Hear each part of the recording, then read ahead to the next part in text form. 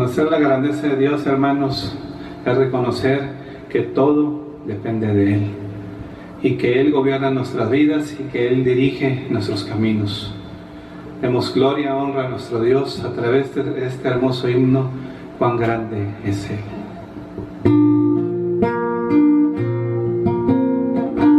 Señor mi Dios, al contemplar los cielos, el firmamento y las estrellas mías, al oír tu voz en los potentes truenos y ver brillar al sol en su cenit, mi corazón entona la canción.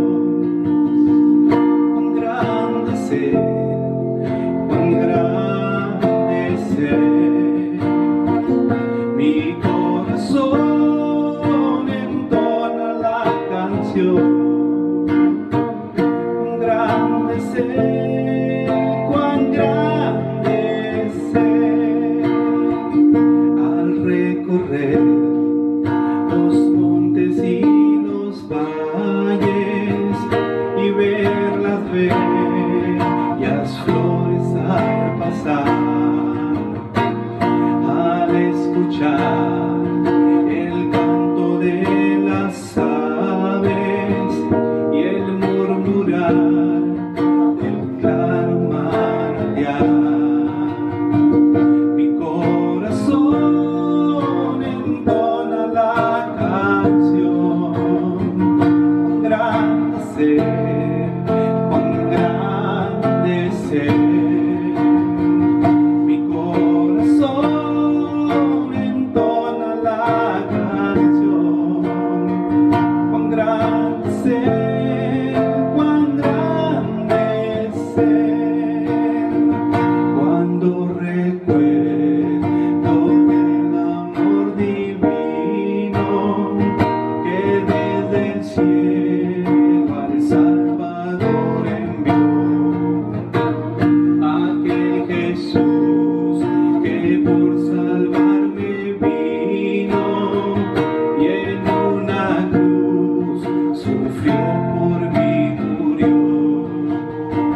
Mi corazón entona la canción. Cuán grande es Él, cuán grande es Él, mi corazón entona la canción.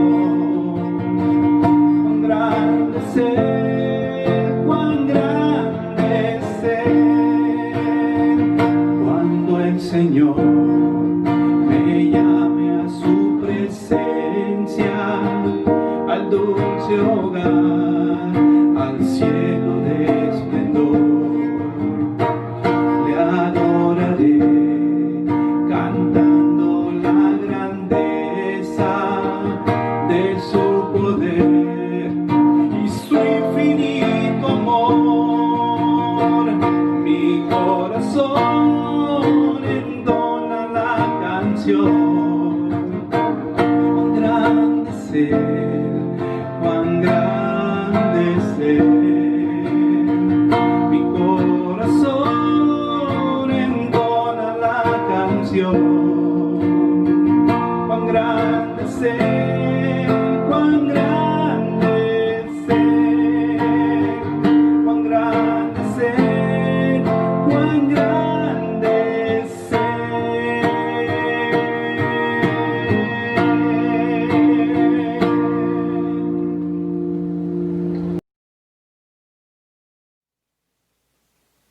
Cualquier pecado rompe nuestra comunión con Dios. Esto lo enseña la Escritura en Isaías 59:2. Pero vuestras iniquidades han hecho división entre vosotros y vuestro Dios, y vuestros pecados han hecho ocultar de vosotros su rostro para no oír. Por lo tanto, no debes permitir que tal condición de separación continúe más. Tenemos una promesa. Y no es necesario que vivas en esa condición. Puede ser restaurada una vida de comunión con Dios.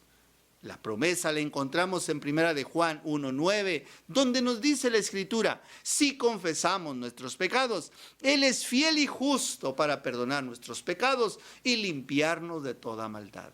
Recuerda, sin arrepentimiento no existe perdón. Mi nombre es Marco Antonio García Montoya, de la Iglesia Bautista El Calvario, de la ciudad y puerto de Tampico, Tamaulipas. Bienvenido a la enseñanza del día de hoy.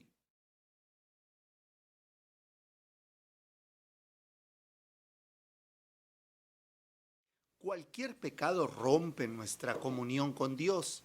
Esto lo enseña las Sagradas Escrituras en Isaías 59:2, donde nos dice: pero vuestras iniquidades han hecho división entre vosotros y nuestro Dios, y vuestros pecados han hecho ocultar de vosotros su rostro para no oír.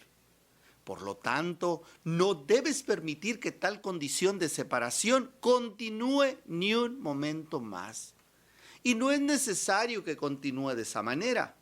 Hay una promesa en 1 de Juan 1:9 que nos dice que si confesamos nuestros pecados, Él es fiel y justo para perdonar nuestros pecados y limpiarnos de toda maldad. Entonces, después de haber confesado tus pecados al Señor, debes confiar plenamente en su promesa. Debes aceptar por fe el hecho de su perdón y limpieza en tu vida. Y sabiendo que Dios no miente, debes entender que se ha cumplido esta promesa y debes darle gracias a Dios. Mis amados hermanos, bienvenido a este tema de perdón y restauración. La seguridad de tu perdón no depende de tu testimonio ni de tus sentimientos. Estos son cambiantes. Tu seguridad depende del testimonio de la palabra de Dios. Este nunca cambia. Por el amor inmerecido de Dios hay perdón y limpieza para el creyente que confiesa y confía en Él. Este es el testimonio, más allá de lo que nosotros podamos pensar, más allá de lo que podamos nosotros sentir. El testimonio de la palabra es lo que nos sostiene. Pero esto no debe ser motivo para conformarnos con una vida de continuas caídas y restauraciones. De ninguna manera.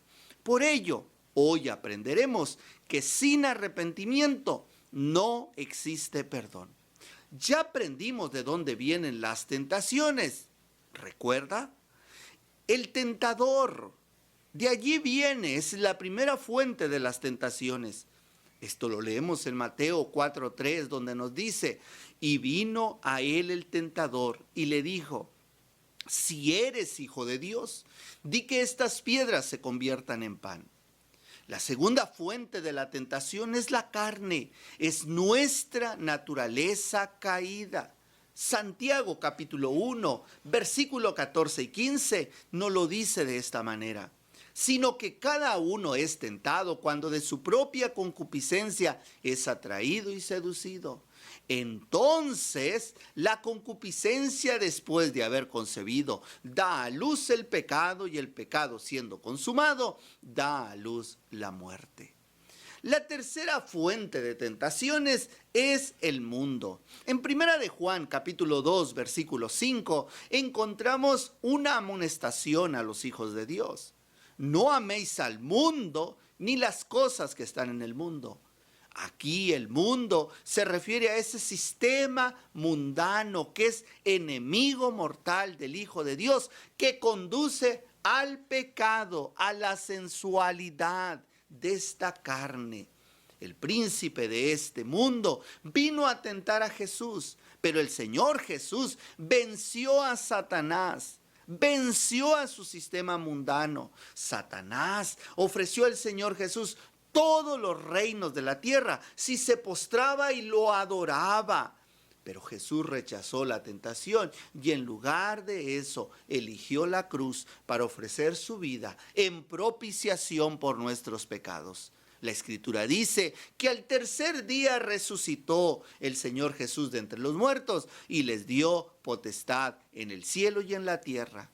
Dios hizo el príncipe de esa creación, lo derrotó. El Señor Jesús no solamente venció al sistema mundano de Satanás, sino también nos libró de Satanás y de nuestra naturaleza caída.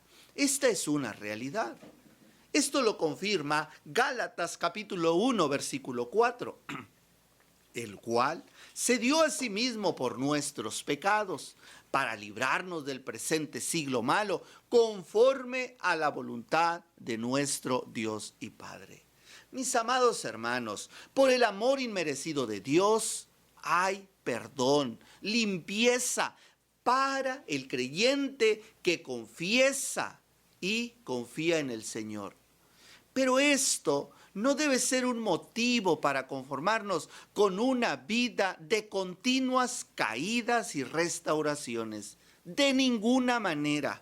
Por ello, hoy aprenderemos y enfatizaremos, mis amados hermanos, que esto es muy importante, que sin arrepentimiento no existe perdón. Dios tiene para nosotros algo mucho mejor. Dice el Señor, cuando nosotros vamos creciendo en santidad, lo compara al día. Dice Proverbios 4:18, mas la senda de los justos es como la luz de la aurora que va en aumento hasta que el día es perfecto. Mis amados hermanos, podemos pecar, sí, pero también tenemos la oportunidad de restaurarnos y abandonar ese pecado y superar esa inclinación a pecar. Cada día vamos creciendo, madurando y cada día vamos dejando más y más pecados, como dice el texto, que va en aumento hasta que el día es perfecto.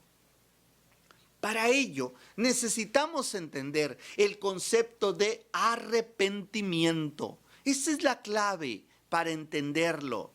En el Nuevo Testamento, lo que significa arrepentimiento, ese es el mensaje que encontramos en el Nuevo Testamento. Fue proclamado por Juan el Bautista, fue dicho por nuestro Señor Jesús y también enfatizado en las epístolas. También lo vemos en Apocalipsis. De eso estaremos terminando este mensaje.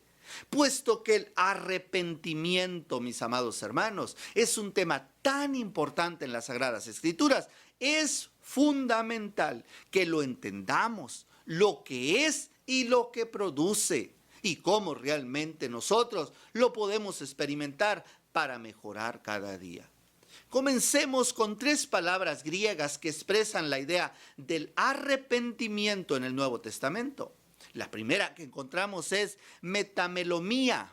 Metamelomía comunica el sentido de remordimiento por el pecado, pero no necesariamente resulta en volverse a Dios. Por ejemplo, lo que tenemos en la vida de Judas, que sintió remordimiento por traicionar a Jesús, pero no se arrepintió para volver a él. Dice Mateo capítulo 27, versículos 3 al 5. Entonces Judas, el que le había entregado, viendo que era condenado, devolvió arrepentido. Allí en esa palabra, arrepentido, el original es metamelomía. Las 30 piezas de plata a los principales sacerdotes y a los ancianos, diciendo: yo he pecado, he entregado sangre inocente. Mas ellos dijeron: ¿qué nos importa a nosotros? Allá tú. Y arrojando las piezas de plata en el templo, salió y se fue y se ahorcó. La otra palabra que encontramos para arrepentimiento en el Nuevo Testamento, en las Sagradas Escrituras, es epistrefo. Epistrefo es traducido como girar, volverse, y se refiere a la conversión. Implica una transformación total de vida de una persona que es influenciada por el Espíritu Santo. Vemos que es utilizada esta palabra por el apóstol Pablo cuando fue comisionado por el Señor Jesucristo para abrir los ojos de los gentiles, para que ellos pudieran convertirse de las tinieblas a la luz, para que ellos pudieran salir del poder de Satanás hacia el poder de Dios. Dice la Escritura, para que abra sus ojos y se conviertan de las tinieblas a la potestad, para que se conviertan, esa es la palabra, de las tinieblas a la luz, de la potestad de Satanás a Dios, para que reciban por fe, que es en mí, perdón de pecados y herencia en los santificados. La tercera palabra para arrepentimiento es metanoe. Metanoe, la palabra dominante en el Nuevo Testamento, que se repite más veces para arrepentimiento, expresa un cambio de mente, un cambio de sentimientos, un cambio de voluntad hacia el pecado. Esto supone asumir en plena responsabilidad de nuestras malas acciones, es decir, sentirnos afligidos por nuestro estilo de vida pasado que no agrada a Dios, con la intención de abandonar el pecado y volvernos a Dios. Es el resultado de una conversión verdadera de las tinieblas a la luz, del reino de Satanás al reino del Señor.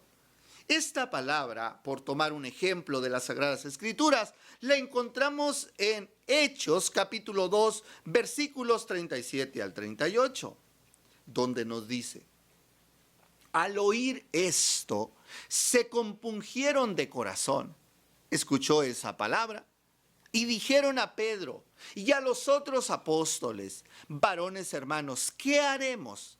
Pedro les dijo: arrepentíos y bautícese cada uno de vosotros en el nombre de Jesucristo para perdón de pecados, y recibiréis el don del Espíritu Santo. Arrepentíos, tengan una transformación. Arrepentirse en griego, entonces, significa dar la vuelta, regresarse, abandonar el pecado y encaminarse a Dios. Entonces, la esencia del arrepentimiento es el abandono del pecado. Si alguien dice que está arrepentido y sus acciones y actitudes reflejan exactamente lo mismo, mis amados hermanos, solo le ha pasado lo que a Judas: ha tenido un remordimiento o una metamelomía, mis amados hermanos. Solamente eso, pero no ha habido un deseo sincero de reconocer al Señor. Desde que Jesucristo comenzó su ministerio, esto fue lo que decía y predicaba. En Mateo capítulo 4, versículo 17, la Escritura nos dice: desde entonces comenzó Jesús a predicar y a decir: arrepentíos, porque el reino de los cielos se ha acercado. Y los apóstoles también predicaron del arrepentimiento. Es una condición necesaria para la salvación. Y no solo para eso, es una condición necesaria para vivir en santidad, para la santificación en nuestra vida cotidiana. En Hechos capítulo 17, 30 encontramos este pasaje: pero Dios, habiendo pasado por alto los tiempos de esta ignorancia, ahora manda a todos los hombres en todo lugar que se arrepientan. Mis amados hermanos, el arrepentimiento tiene además el propósito de dar salvación, pero también es necesario en la vida del creyente para la limpieza frecuente del pecado en su vida y para la restauración continua de su comunión con Dios y asimismo vivir en santidad. La buena tristeza es la tristeza que nos lleva, que lleva nuestra conducta, de nuestra manera de ser y de ver las cosas, a aborrecer el pecado. Mis amados hermanos, no solamente aborrecerlo, sino aborrecerlo en nosotros mismos y abandonarlo. El verdadero arrepentimiento es más que sentirse mal por lo que hemos hecho, lamentarnos por eso o desear cambiar. Si somos impulsados a la obediencia, solo será, si no somos impulsados a la obediencia, solo será un sentimiento de remordimiento. Tome nota de esto.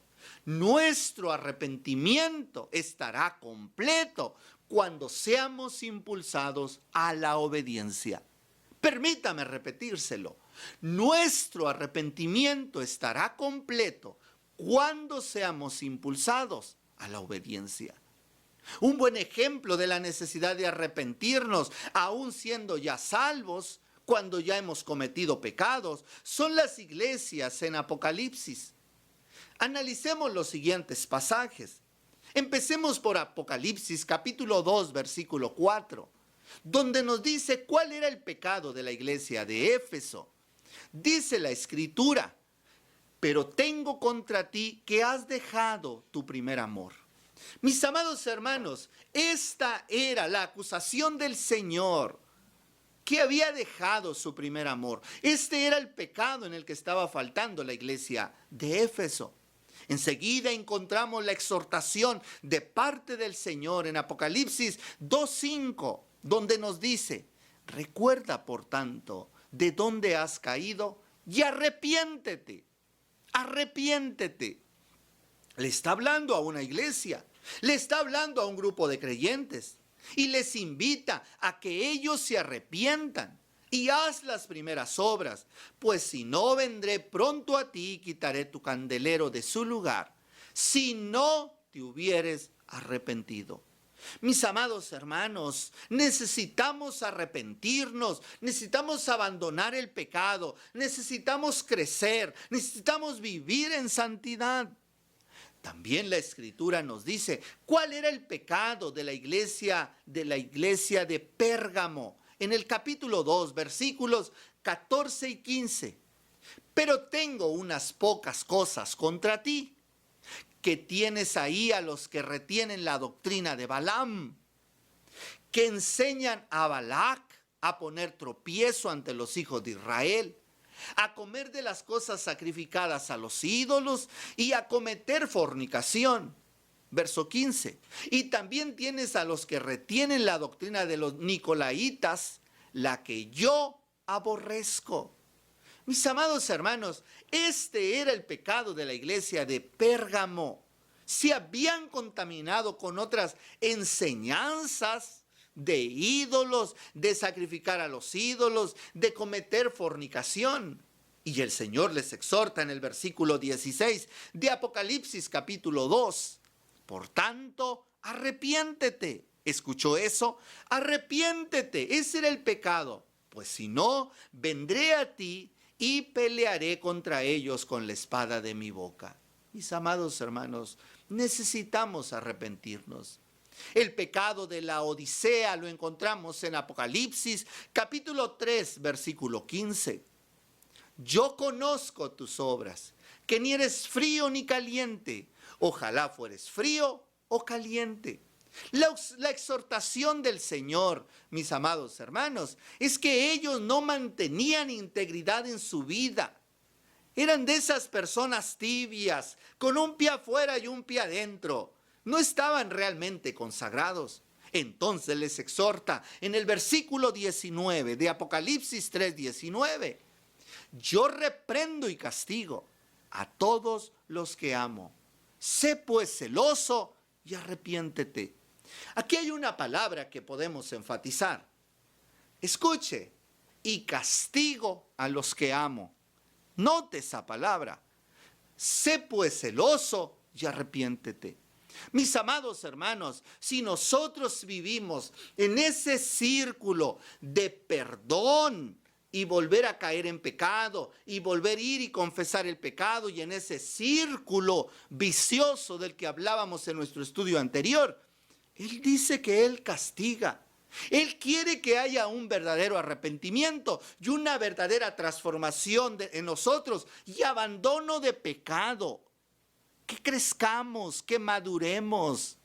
Mis amados hermanos, podemos analizar muchos pasajes a lo largo de toda la Escritura. Podemos analizar las 7 cartas a las 7 iglesias de Apocalipsis. Y en todos se nos menciona la necesidad de arrepentimiento. Arrepentimiento. Pedir perdón. Mis amados hermanos, en todos estos pasajes es una muestra de la exhortación de Dios a la necesidad de vivir una vida de perdón, de restauración y santidad en nuestras vidas. Sin malinterpretar esta doctrina de caer en ese vicio. Cometo pecado, al cabo vengo delante del Señor. Nunca olvides que no está bien caer en ese círculo vicioso de perdón y restauración y continuar donde siempre estás cometiendo los mismos pecados. Debes de tener mucho cuidado. Acabamos de leer hace un momento Apocalipsis 3:19. Yo reprendo y castigo a todos los que amo. Debes de tener mucho cuidado con ello. Dios es un Dios de amor, de mucha misericordia para nuestras vidas, pero tratar de caer en este juego puede ser de graves consecuencias para nuestra vida. Recuerda, Dios siempre, y esto es maravilloso, Dios siempre está listo para traer perdón y restauración. Si hay algún pecado con el que estás batallando en tu vida, te invito en el nombre de Jesús. No tardes el tiempo. Ve y busca al Señor. Pídele perdón. Él está listo para perdonar y restaurar esa relación contigo. Te invito para que nos sigas acompañando a estas enseñanzas que edificarán nuestras vidas. Dios les bendiga y les esperamos en la próxima enseñanza.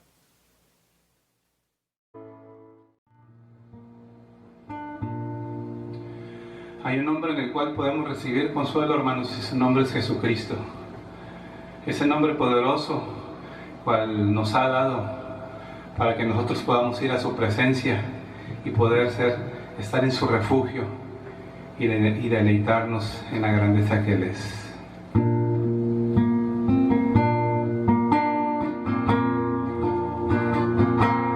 El Señor es mi pastor, nada me faltará. El Señor es mi pastor, en pastos delicados Él me hará descansar. Junto a agua de reposo me pastoreará, confortará mi alma, me guiará por sendas de justicia, por amor de su nombre. El Señor es mi pastor,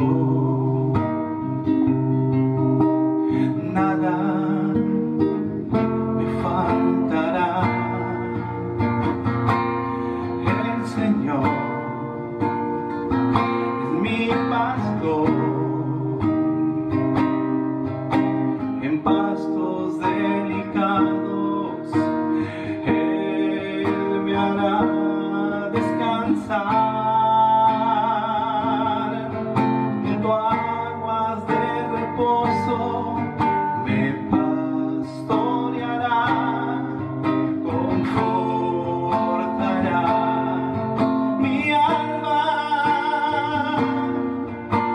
guiará por sendas de justicia, por amor de su nombre.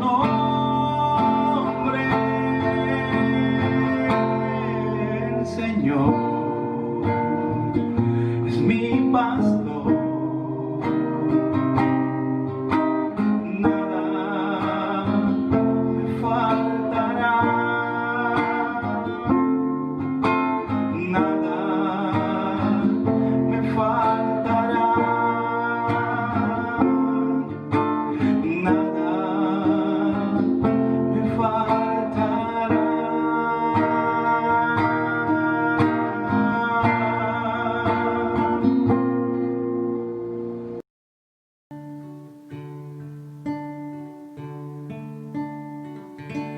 La fidelidad de Dios es grande, hermanos, y se manifiesta en cada una de nuestras vidas.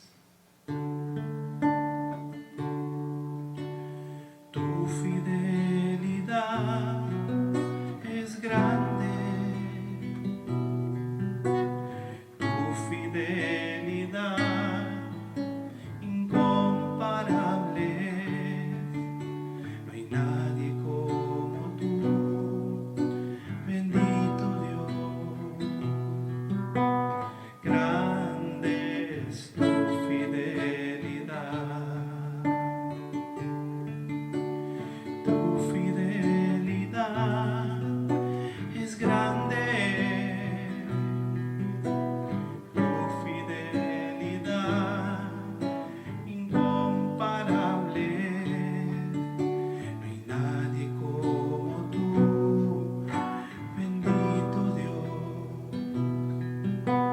Grande es tu fidelidad,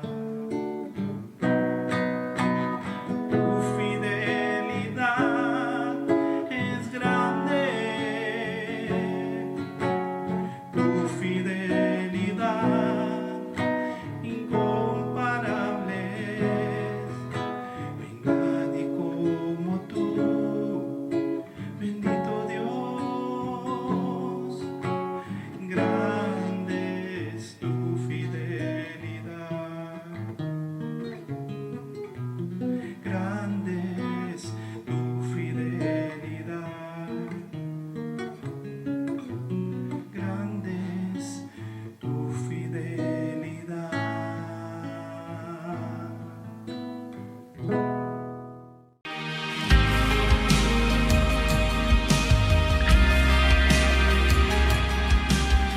Hermana, como dice la chiquera del gancho, hermanos, pues bueno, como iglesia, ¿verdad? Pues bueno, tenemos la bendición de tener un pastor. Y que usted tiene la bendición que cumple en agosto y luego en septiembre le celebramos el día del pastor. La dice que son todos diferentes. Este es el cumpleaños del día del pastor. Como iglesia, la hermana Sara, ¿verdad? Y organizó la despensa. Hay algunos le apoyamos, ¿verdad? A mandar mensajes. No me equivoqué porque dije, ya un día le estaba ya mandando a Liliana, y dije, ay, no.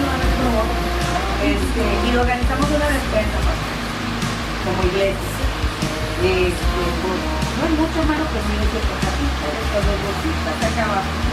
Con mucho amor, hermano, queremos darle esa despensa, ¿verdad? Y pues quisiera darle a la hermana, dice la hermana Sara, que ¿qué voy a decir usted?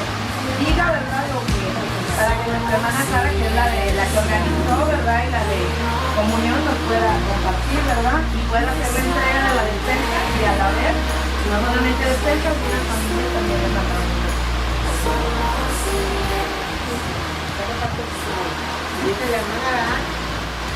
Con mucho cariño y con todo el amor de todo, ya lo que nos pudimos recolectar. Y yo creo que ella dice que no fue mucho, pero yo sé que usted como persona dice que porque también sabe usted que lo queremos, porque pues, hay personas que sí no tienen a lo mejor ahorita la posibilidad de ayudar o de dar porque no tengan trabajo, porque están pasando también por situaciones físicas, pero aquello que se la pudo recolectar, sabemos que se lo damos todo, que estamos dando de corazón, y la conversa que se recogió, no sé cuánto será, pero ahí no sé.